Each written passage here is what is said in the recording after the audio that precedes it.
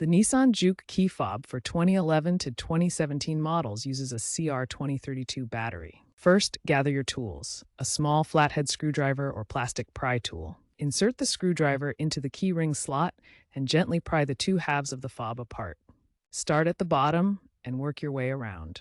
If the case is stuck, apply gentle heat with a hairdryer for 10 to 20 seconds to soften the plastic. Avoid using excessive force, as this can damage the circuit board. Once open, note the orientation of the battery before removing it.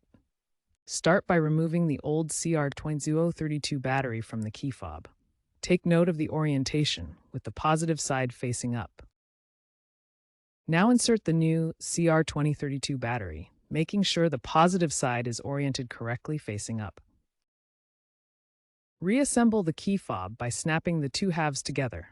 Make sure the rubber gasket is properly sealed to prevent moisture.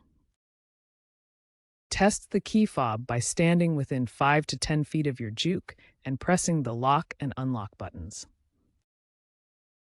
If the remote isn't working, check for signal interference or corrosion on the battery contacts. Clean the contacts with a pencil eraser or electronics cleaner. If issues persist, reprogramming at a dealership or with an OBD2 scanner may be necessary. In most cases, a new battery will resolve the problem.